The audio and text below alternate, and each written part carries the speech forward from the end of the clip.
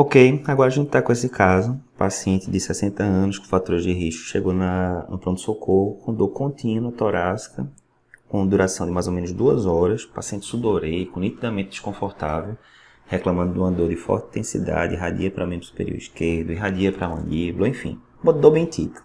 E aí você faz esse eletro aqui, o paciente já adianta que nunca passou por nenhum médico, que não tem eletro prévio, se vira nos 30, certo? Então vamos para os nossos 9 passos da interpretação do eletro, né? O primeiro passo seria justamente esse. Identificação a gente já sabe, né? Paciente, dor típica, emergência e tal.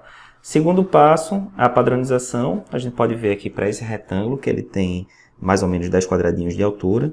Poderia ver, também não está aqui, mas muitos aparelhos de eletro aparece escrito, né? Aqui 25 milímetros por segundo e 10 milímetros por milivolt. Não é o caso aqui, mas muitos aparelhos aparecem. Mas ok, a padronização está normal. Terceiro ponto, ritmo e frequência cardíaca. Para ver o ritmo se é sinusal ou não, eu olho aqui para D1, vejo que tem uma onda P positiva. Olho aqui para AVF, vejo que também tem uma onda P positiva. Então a morfologia está adequada, a VR é negativa e assim por diante. Aqui, como não tem um D2 longo, fica mais difícil da gente ver os outros dois critérios, que seriam o quê? Ondas P de mesma morfologia entre si, e a cada onda P se segue um QRS. Eu não tenho um D2 longo aqui, mas adianto que o ritmo nesse caso era sinusal. Ok. Quarto ponto, a gente vai ver a característica das ondas P, né, para ver se tem sobrecarga de átrio direito ou esquerdo. Então, para ver átrio direito, eu vou ver as derivações inferiores, D2, D3 e AVF, procurando para ver se a onda P tem maior ou igual a 2,5 quadradinho de altura, não é o caso. E para ver sobrecarga de átrio direito, eu olho principalmente V1, para ver aqui a parte negativa da onda P, se ela vai ter uma duração e uma amplitude superior a 1 milímetro, seria um índice de Morse positivo. Aqui não é o caso, então o índice de Morse aqui não chama atenção. Quinto ponto seria o segmento PR.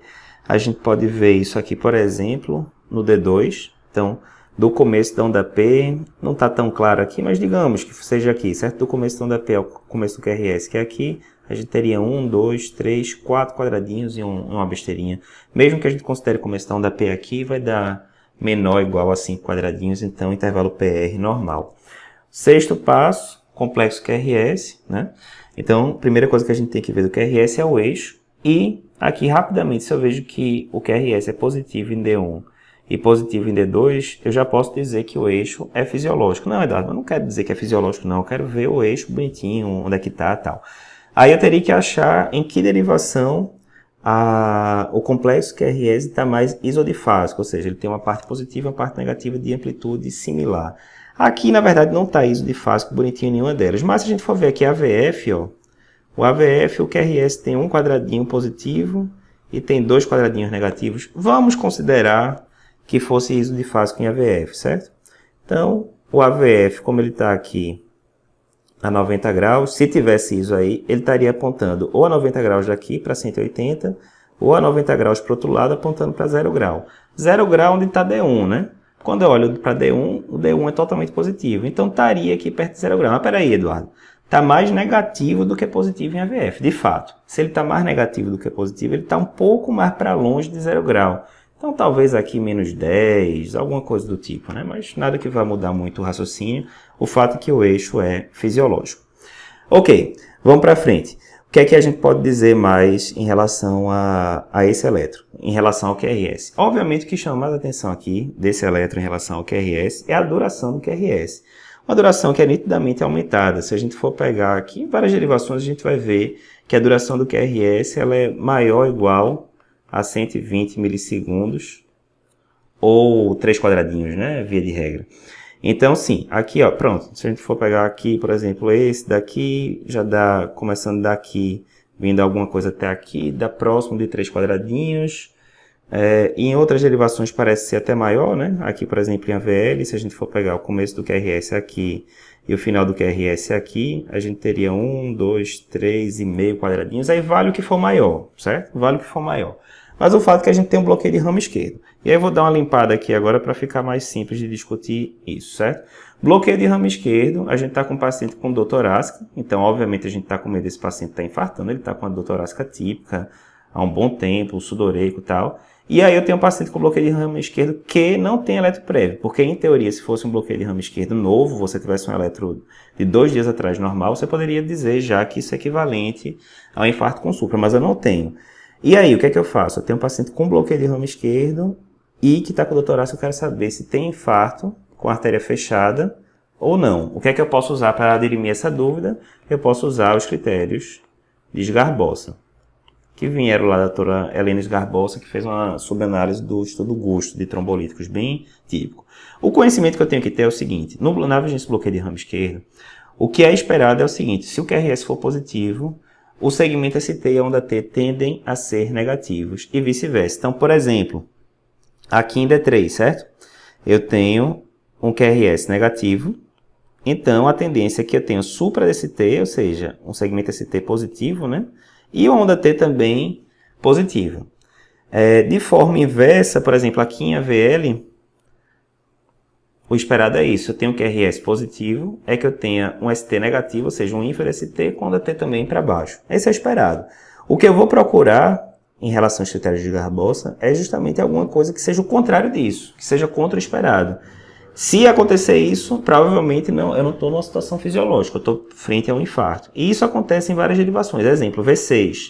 Eu tenho um QRS que ele é positivo, e aí, em vez de eu ter um segmento ST negativo, ou seja, um infra, eu não tenho um segmento ST infrado. Pelo contrário, eu tenho um supra de ST bem claro aqui, certo? Então, V6 está com um padrão diferente do que o esperado para um bloqueio de ramo esquerdo normal, entre aspas. Mesma coisa V5. Eu tenho um QRS positivo, deveria ter um segmento ST negativo, ou seja, um infra, mas não. O que eu tenho aqui é um supra de ST também bem claro. A linha de base estaria aqui, o segmento ST está aqui. Então, isso também não é um comportamento de um bloqueio de ramo esquerdo normal. Quando eu olho para V2, por exemplo, V2 eu tenho um QRS negativo. Se eu tenho um QRS negativo, era para eu ter um segmento ST positivo, ou seja, um supra de ST. Não é isso que eu tenho. Eu tenho um infra de ST aqui. Também um comportamento anormal. Mesma coisa em V3. Aqui eu tenho um QRS negativo, eu deveria ter um segmento ST positivo, ou seja, um supra. Eu não tenho isso. O que eu tenho aqui é um infra de ST também marcado. Ou seja, em várias derivações, aqui em D2 também, certo? Ó, eu tenho QRS positivo e também tenho um suprinha, muito discreto, mas tenho. Então, em várias derivações, eu tenho um comportamento antagônico ao que eu deveria esperar. Ou seja, eu tenho um padrão anormal de bloqueio de ramo esquerdo que sugere, sim, presença de infarto na vigência de bloqueio de ramo esquerdo. Nessa situação, o que é que eu devo fazer com esse paciente?